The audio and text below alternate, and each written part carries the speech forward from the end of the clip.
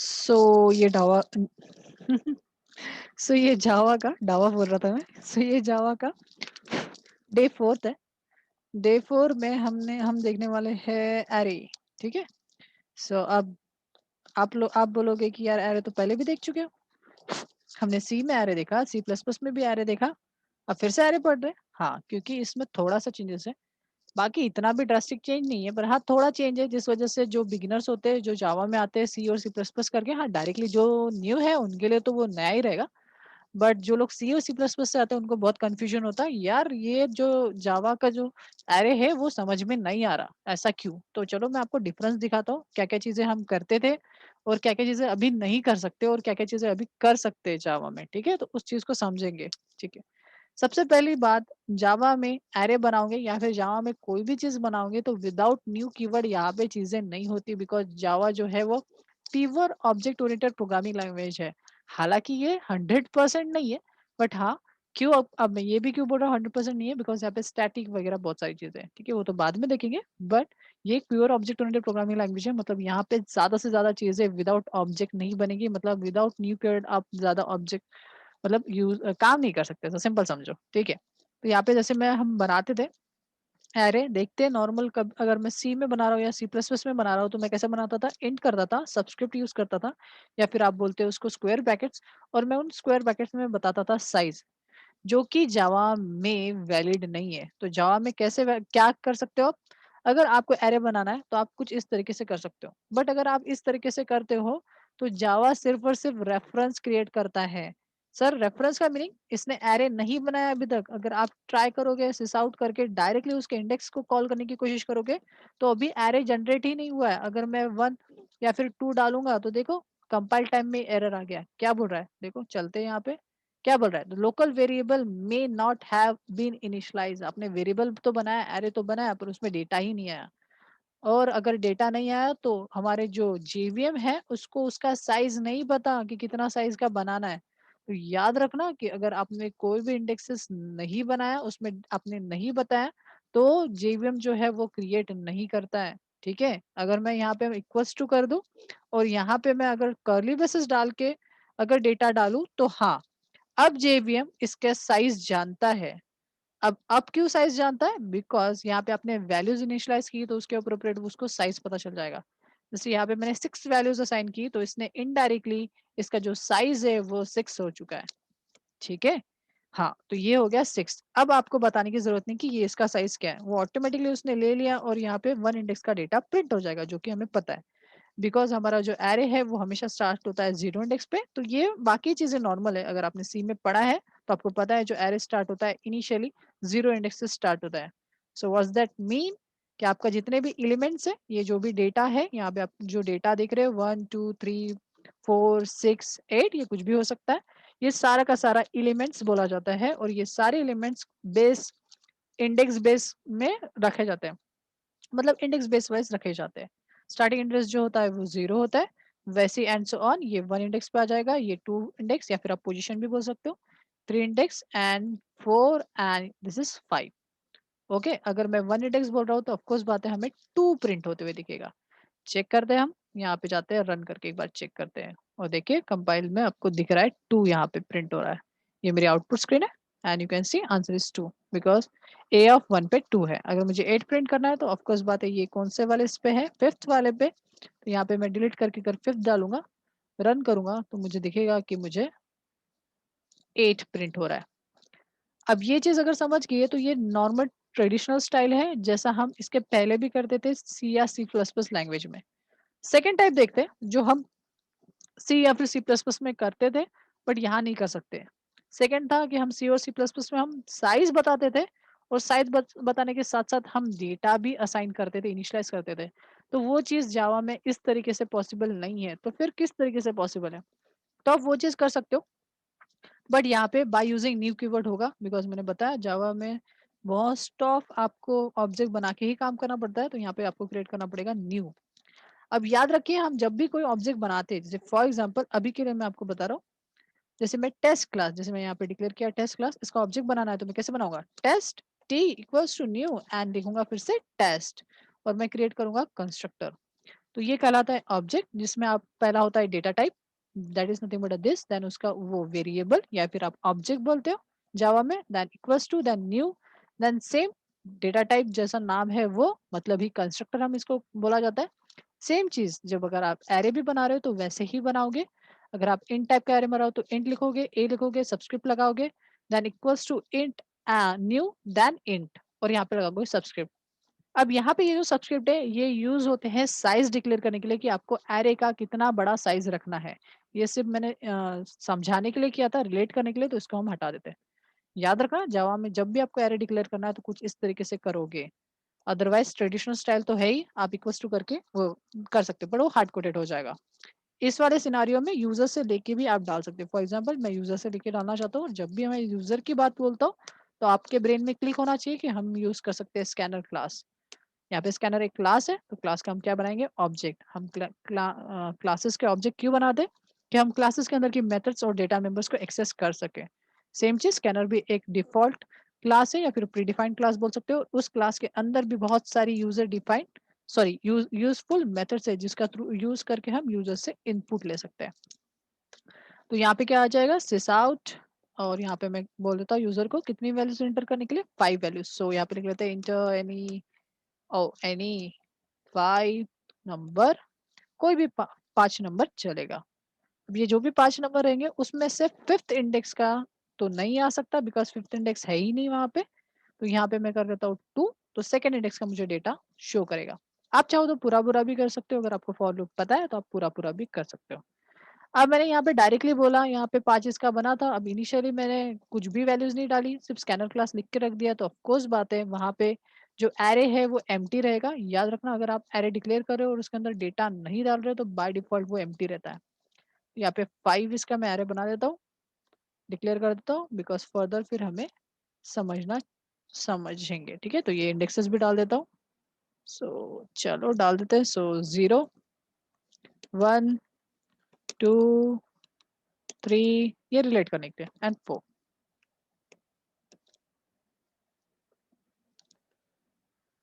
Okay great, तो ये indexes है।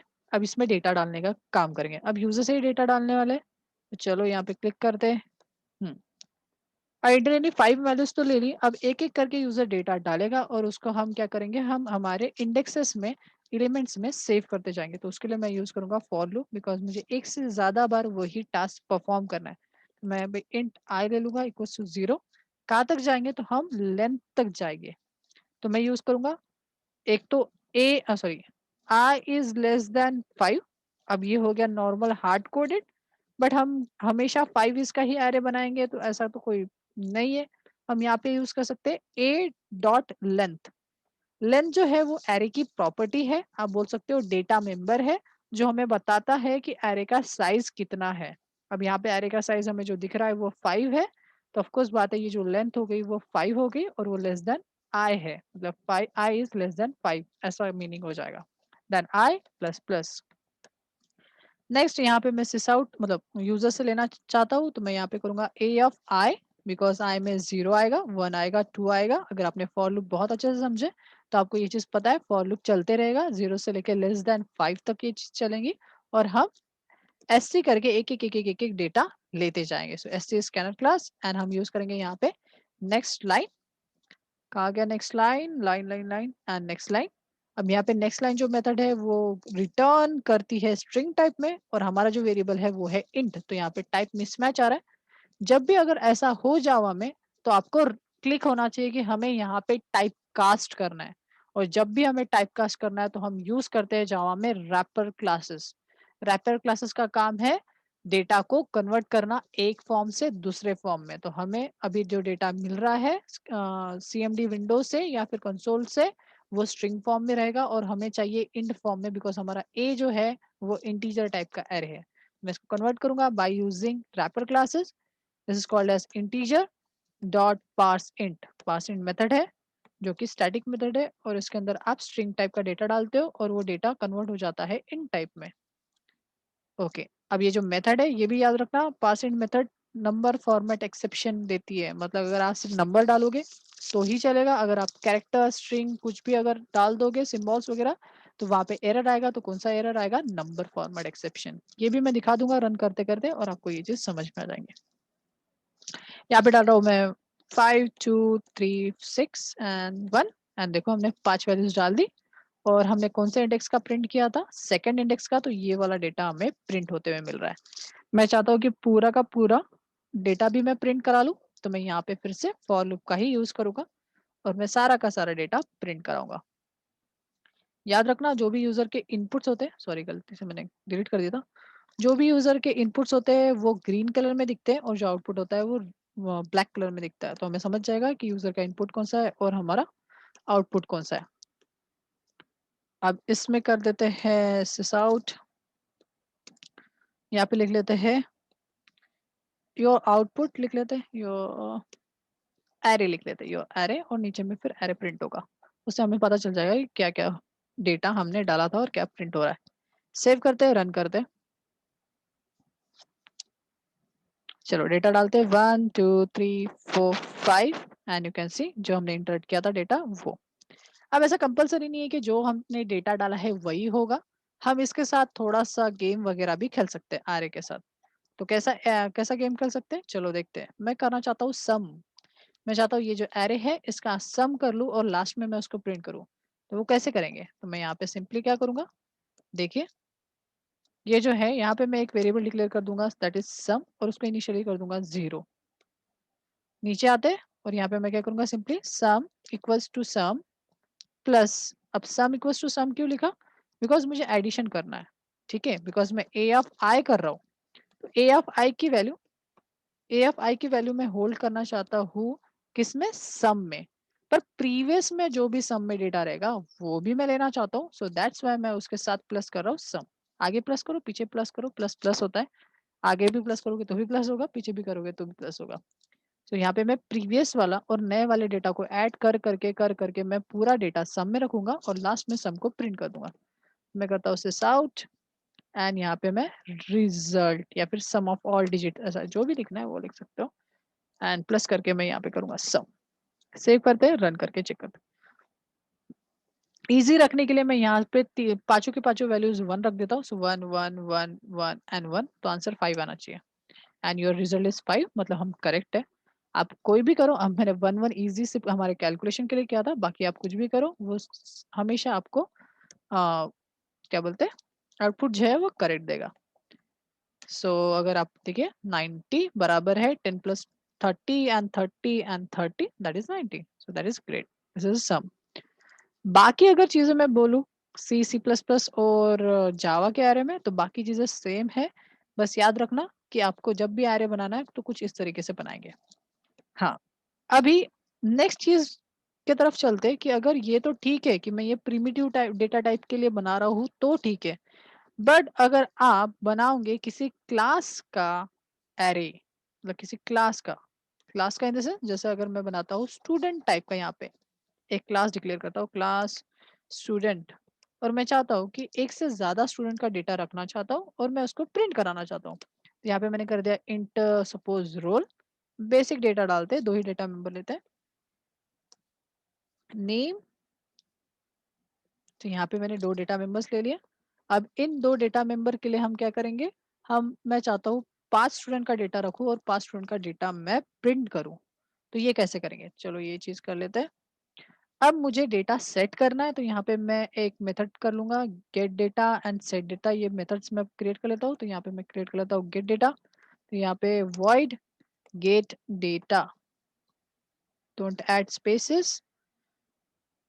हाँ, सो मैंने यहाँ पे मेथड बना दी। अब ये मेथड मुझे चाहिए पैरामीटर्स वाली, तो यहाँ पे मैं पैरामीटर्स क्रिएट करूंगा, फर्स्ट रोल नंबर के लिए एंड सेकेंड नेम के लिए। ओके, यहाँ पे रोल नंबर नहीं लेता हूँ, बाद में हम पढ़ेंगे, जब दिस पढ़ेंगे तब मैं यहाँ पे रोल नंबर को लूंगा, अभी फिलहाल के लिए नहीं। यहाँ पे मैं क्या करूंगा, जो भी आर में आएगा वो रोल में असाइन कर दूंगा और जो भी एन में आएगा उसको नेम में असाइन कर दूंगा। ओके, ये चीज हमने सी में भी पढ़ी है, ठीक है। अब यही सेम डेटा को प्रिंट करने के लिए हम क्या करेंगे, सो void set डेटा या फिर शो डेटा भी आप कर सकते हो, तो आपके ऊपर है आपको क्या करना है। तो मैं यहाँ पे कर रहा हूँ सेट डेटा, एक्चुअली मैंने थोड़ा उल्टा लिख दिया, कोई बात नहीं, जान दो। आप मेथड हमारे ऊपर है, हम ही यूज करने वाले हैं। हालांकि सेट डेटा से डेटा सेट करना था और गेट डेटा से डेटा गेट करना था, कोई बात नहीं, कोई इशू नहीं है। नाम का ही फेर बदल है। तो मैं यहाँ पे एक तो ऐसा कर सकते हैं, कॉपी कर लेता हूँ और इसको मैं चेंज करके यहाँ पे डाल देता हूँ। सो दैट इज सेट डेटा, और यहाँ पे मैं क्लिक करके इसको गेट डेटा कर देता हूँ, गेट डेटा, और यहाँ से हम प्रिंट करा लेंगे सिस आउट। एंड यहाँ पे प्रिंट करा देता हूँ roll number. So roll then plus equals to roll plus double quotes and name, and plus name. अब ये चीज हो गई। मैं एक ऑब्जेक्ट बना के आपको दिखा देता हूँ कि डेटा किस तरीके से रहेगा और फिर वो प्रिंट होगा। तो यहाँ पे मैं क्या करूंगा, मैं क्रिएट करूंगा एक ऑब्जेक्ट। कैसे क्रिएट करूंगा, student S equals to new then student. Okay, so ये मैंने एक ऑब्जेक्ट बना दिया। अब मैं चाहता हूँ इसके अंदर डेटा डालूं। तो अब डेटा डालना है तो मेरे पास मेथड है सेट डेटा, जिससे मैं डेटा सेट करूंगा इस ऑब्जेक्ट में। यूज करूंगा एस डॉट सेट डेटा। यहाँ पे डेटा डालूंगा 101, नेम डालूंगा, नेम डाल देता हूँ सपोज राम, एंड ये डेटा सेट हो गया। सेट होने के बाद यही सेम डेटा को मुझे प्रिंट करना है, तो मैं करूंगा gate data and gate data, और इसको बस कॉल कर दिया। रन करके एक बार चेक करते हैं कि हमने जो डाला हुआ डेटा था वो आ रहेगा। You can see roll number equals to 101, name equals to Ram. Correct है, सही है। डेटा हमने जो भी सेट किया था वो वहां पे है और वो प्रिंट होके मिला है। कोलन डाल देते हैं, थोड़ा सा अच्छा अच्छा दिखना चाहिए। सो यहाँ पे मैं कोलन डाल देता हूँ, कोलन। ओके, हाँ जी। तो नेक्स्ट जो चीज है वो है कि यार मुझे और एक ऑब्जेक्ट बनाना है, मुझे और एक स्टूडेंट का डेटा रखना है। तो मुझे ये सेम प्रोसेस फिर से एक बार करना पड़ेगा। ऑब्जेक्ट का नाम चेंज करना पड़ेगा, S1 करना पड़ेगा। बट ये तो है, चलो एक ऑब्जेक्ट बना, दो ऑब्जेक्ट बना, तो चलो ठीक है, कोई इशू नहीं है, आप कर सकते हो। मैं यहाँ पे नाम भी चेंज करता हूँ, गीता। बट अगर मैं ये लॉन्ग टर्म के लिए बोलूँ, अगर मुझे 5 ऑब्जेक्ट बनाना है तो भी ठीक है। बट अगर मुझे 100 ऑब्जेक्ट्स बनाना है तो ये जो फंडा है ये मेरे काम का नहीं आएगा। मतलब उतने लाइन ऑफ कोड बढ़ते जाएगा, कॉम्प्लेक्सिटी बढ़ते जाएंगी। तो ये चीज ना करते हुए हम जा सकते हैं एरे के लिए। अब ये जो दो है आपको मैं दिखा देता हूँ। ये डेटा एक्सैक्ट में आया है, मैं 3 करूंगा तो भी ये देखो लाइन ऑफ कोड बढ़ेगा। मुझे ये दिख रहा है कि ये लाइन ऑफ कोड जो है रिपीट होते जा रहा है और मुझे बहुत ज्यादा लाइन ऑफ कोड लिखना पड़ रहा है। इस चीज को हम शॉर्ट करेंगे बाय यूजिंग स्टूडेंट टाइप का एरे बना के। तो यहाँ पे मैं डायरेक्टली डिक्लेयर कर दूंगा, अगर मुझे बनाना है 5 स्टूडेंट के लिए मेरा प्रोग्राम, तो मैं यहाँ पे चेंजेस करके मैं क्या कर दूंगा, यहाँ पे लिख दूंगा 5। तो ये जो एरे है ये 5 इसका बन गया। अभी अभी है मेन फंडा। भाई लोग, अगर आप ऐसा करते हो, भाई या बहन पता नहीं मुझे, पर अगर आप ऐसा करते हो डायरेक्टली, तो इसका मीनिंग है आपने एरेज बनाए। आपने क्या बनाया, एरे। तो सर वही तो चाहते हैं हम, एरे तो बनाना चाहते हैं। बट हाँ जी, एरे बना है, ऑब्जेक्ट नहीं, ये एरे है। सो मैं यहाँ पे डिक्लेयर करता हूँ, आपको मीनिंग समझाता हूँ। अगर आपने एरे बनाया मतलब यहाँ पे सिर्फ और सिर्फ ऐसा बना है, ठीक है, ये चीज बनी है, बाकी कुछ भी नहीं हुआ है, सिर्फ ये बना है, यहाँ पे ऑब्जेक्ट नहीं बने। ठीक है, तो फिर ऑब्जेक्ट क्या होता है, ऑब्जेक्ट का मीनिंग है उन पर्टिकुलर इंडेक्सेस पे ये ऑब्जेक्ट क्रिएट होना। जब तक ऑब्जेक्ट क्रिएट नहीं होगा तब तक नहीं होगा। सर इसका मीनिंग क्या, हमको तो समझ ही नहीं रहा। तो चलो मैं दिखा देता हूँ। अगर मैं डायरेक्टली यहाँ पे जो इंडेक्सेस है कहाँ से लेके कहाँ तक होंगे, अगर आपको अभी तक समझ में आया तो आप बोल सकते हो इंडेक्सेस कैसे, 0, 1, 2, 3 एंड 5। अगर मैं चाहता हूँ 0 इंडेक्स पे डेटा डालू तो मैं क्या करूंगा, कैसे लिखूंगा। आप बोलोगे सर कुछ इस तरीके से होना चाहिए जैसे हमें पता है, तो S(0) लिख दो और फिर कॉल करो डॉट सेट डेटा, क्योंकि ये मेथड है, और यहाँ पे डाल दो 101 और फिर डाल दो नेम। तो जहां तक हमें पता है तो ये चीज होनी चाहिए, क्योंकि हमने सी प्लस प्लस पढ़े, सी पढ़ा है, और हम सी और सी प्लस प्लस में तो हम ऐसे ही करते थे कि हमने सेट कर दिया और यहाँ से हम ट्राई कर रहे हैं गेट करने की। तो भाई लोगों, तुमने ये सीखा तो है, यहाँ पे एरर भी नहीं देगा, बट ये रन टाइम एरर है। सर ऐसा क्यों, बिकॉज आपने जो जगह मांगी है जेवीएम से वो एरे के लिए मांगा है, ना कि ऑब्जेक्ट के लिए। ये जो डेटा है वो ऑब्जेक्ट में जाके सेव होगा, ये चीज समझना है, क्योंकि यही चीज डिफरेंट है आपके नॉर्मल एरे से, मतलब सी और सी प्लस प्लस के एरे से, और हमारे जावा के एरे से। यहाँ पे मैं रन कर रहा हूँ और देखो यहाँ पे एग्जैक्टली आपको एरर देखने को मिलेगा। क्या बोल रहा है यहाँ पे? Null pointer exception. Null pointer exception कब आता है? जब आपने ऑब्जेक्ट बनाया ही नहीं और उसके रेफरेंस से कॉल करने की कोशिश कर रहे हो। सर उसका मीनिंग, अगर आपने पहला डे अगर पढ़ा है तो आपको ये चीज पता होगी। जैसे फॉर एग्जांपल अगर मैं स्टूडेंट कर रहा हूँ और उसका अगर मैं डिक्लेयर कर रहा हूँ S1 और मैं टर्मिनेट कर देता हूँ, ठीक है, अरे हाँ स्पेल गलत हो गई तो यहाँ पे मैं टी को छोड़, अगर मैं ऐसा करता हूँ और मैं S1 डॉट अगर करता हूँ सेट डेटा, तो ये वही मीनिंग है, मतलब मैंने ऑब्जेक्ट क्रिएट ही नहीं किया और मैं डायरेक्टली, मतलब मेमोरी मिली नहीं मुझे और मैं डायरेक्टली डेटा सेट करने के लिए मैं सेट डेटा मेथड को कॉल कर रहा हूँ एंड गेट डेटा मेथड को। तो ये चीज पॉसिबल ही नहीं है बिकॉज आपको मेमोरी ही नहीं मिली, और मेमोरी नहीं मिली तो उसको डालोगे कहाँ पे? सो दैट्स वाई ये चीज याद रखनी है। बट सर यहाँ पे तो मैंने न्यू कीवर्ड यूज किया, आपने तो न्यू कीवर्ड नहीं किया, इसलिए आप बोल रहे हो कि ये रेफरेंसेस है। भाई मेरे, मैं फिर से एक बात बोल रहा हूँ, ये जो न्यू कीवर्ड है वो एरे के लिए है। ये चीज सिर्फ एरे को डेटा मिल रहा है, ठीक है? तो एरे के लिए मेमोरी मिली है पर एरे के अंदर एक एक ऑब्जेक्ट क्रिएट करने के लिए मेमोरी नहीं मिली। तो सर फिर कैसे करे? तो भाई मेरे, सबसे पहले तो S0 इंडेक्स पे तुम पहले ऑब्जेक्ट क्रिएट करो। तो कैसे क्रिएट किया जाता है 0 इंडेक्स पे? By using new keyword. और बनाओ आप जैसे ऑब्जेक्ट बनाते थे। तो इससे क्या हुआ, जब आपने लगाया 0 इंडेक्स पे न्यू स्टूडेंट, तो यार इसके अंदर आपका ऑब्जेक्ट को रखने के लिए जगह मिली। यहाँ पे अभी आपका ऑब्जेक्ट क्रिएट हुआ।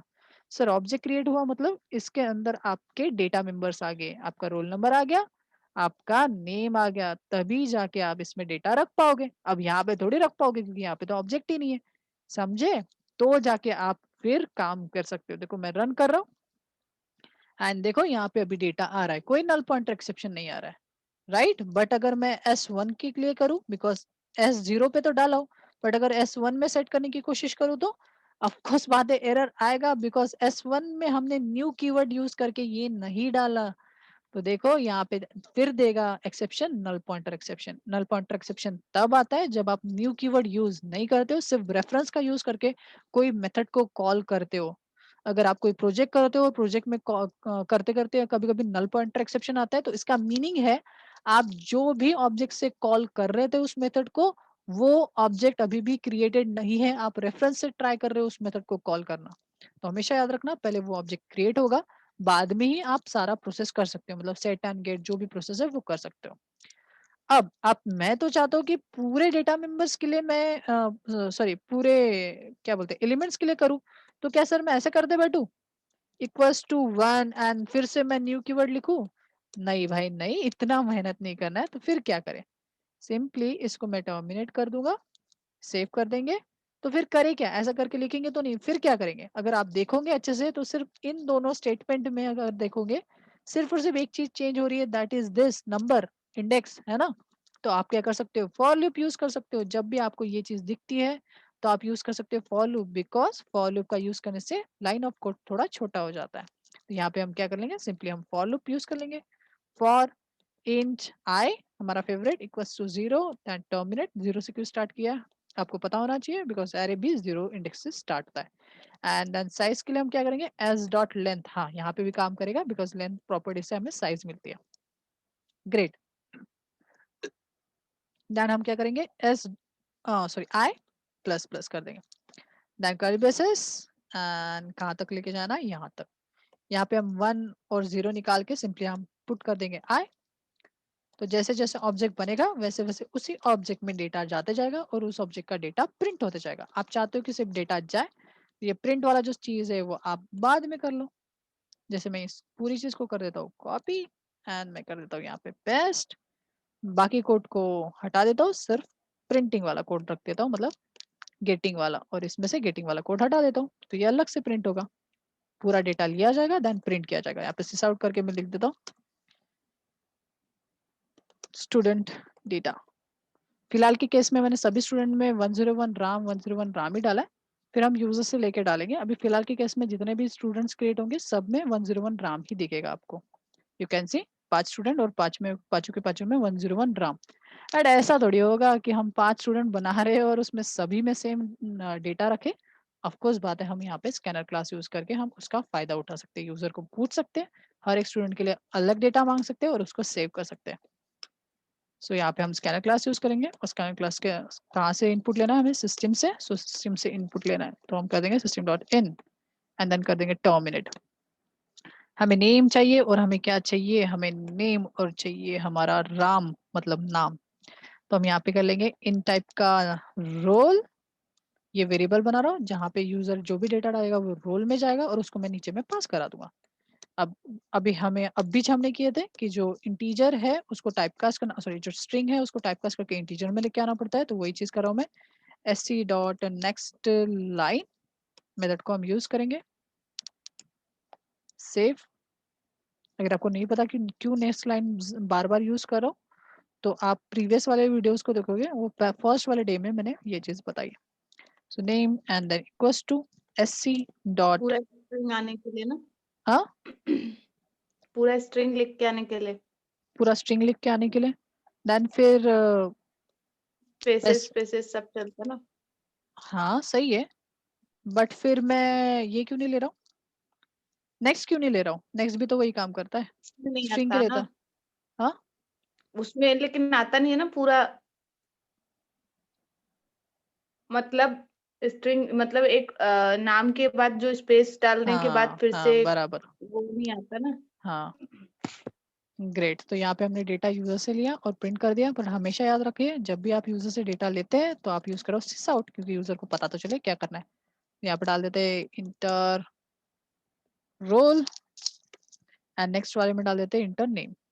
कॉपी एंड अगर राम शर्मा पूरा लिखना है तो नेक्स्ट लाइन लिखना पड़ेगा, और यस सिर्फ राम लिखना है तो नेक्स्ट लिखेंगे तो भी चलेगा, यस। ऐसा ना। हाँ और नेक्स्ट में थोड़ी सी प्रॉब्लम भी है कि अगर आप नेक्स्ट यूज करते हो और आप इंटीजर भी लेना चाहते हो तो वहाँ पे प्रॉब्लम आ जाती। आप एक बार इंटीजर लेते हो फिर स्ट्रिंग लेते हो, नेक्स्ट टाइम वो इंटीजर लेगा ही नहीं, डायरेक्टली स्किप कर देगा और डायरेक्टली क्या ले लेगा, स्ट्रिंग लेगा।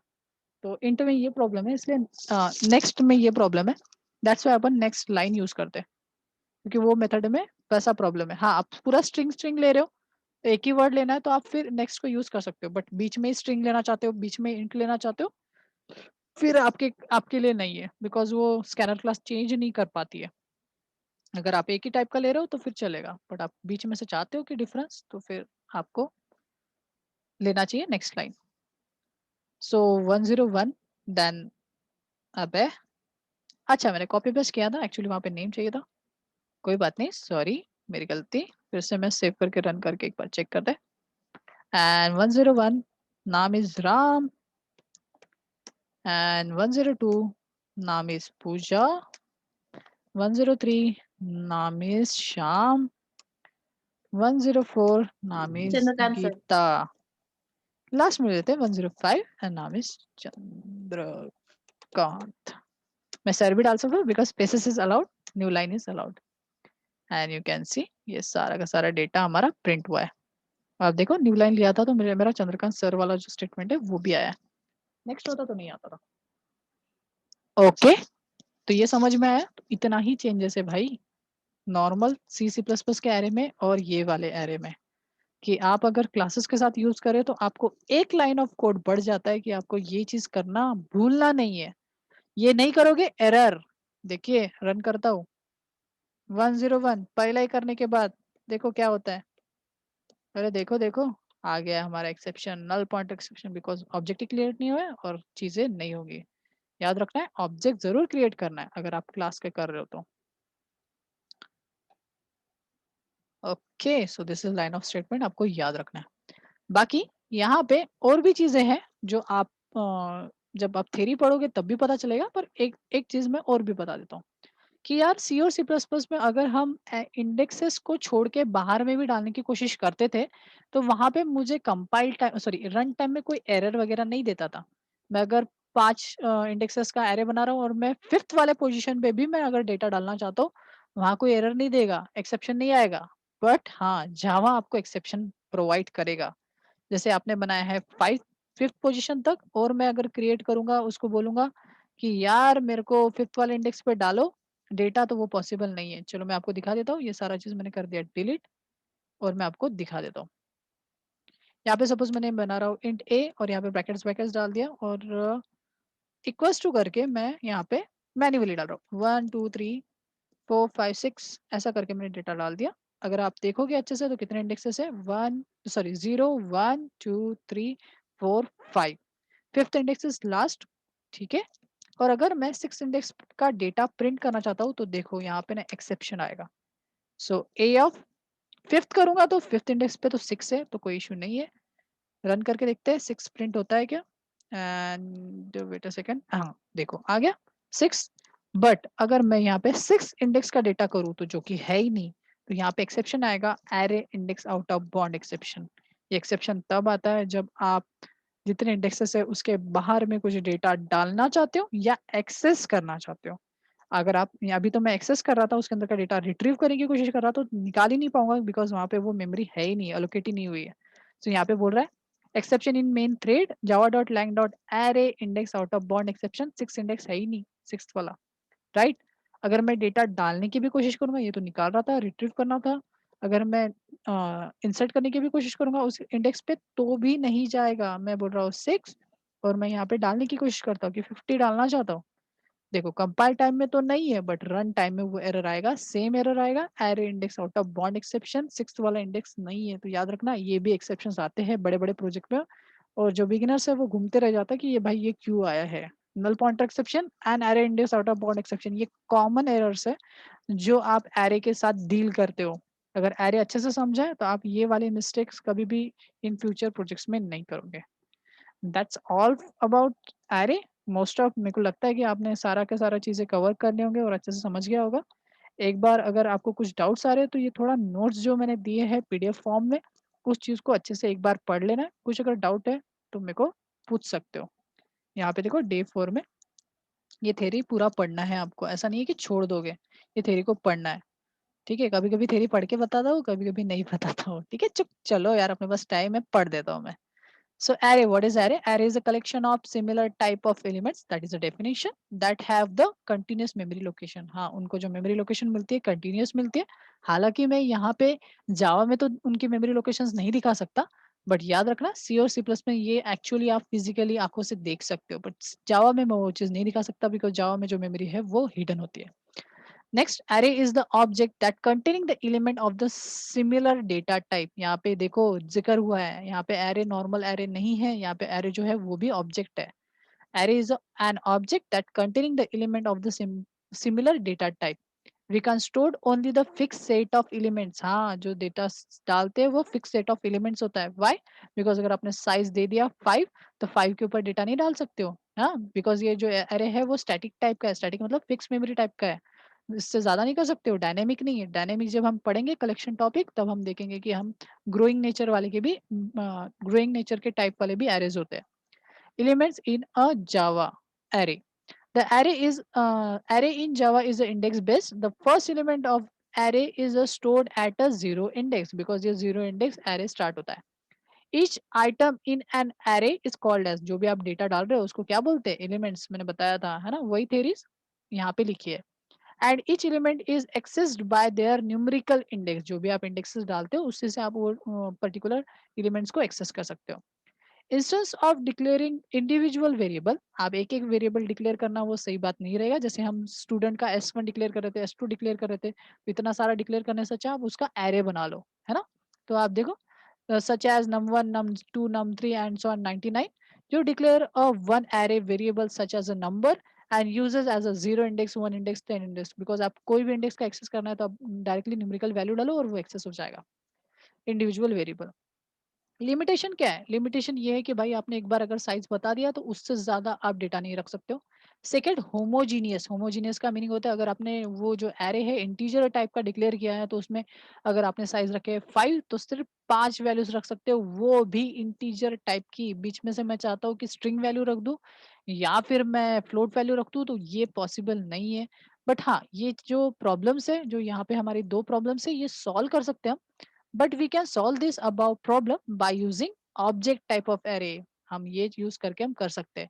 और जो साइज वाला जो प्रॉब्लम है वो कलेक्शन टॉपिक में वो हट जाएगा। सो डोंट वरी, ये दोनों जो एरर्स है वो हम जावा के एंड तक हम इन दोनों जो डिसएडवांटेजेस है उनको हम खत्म कर देंगे।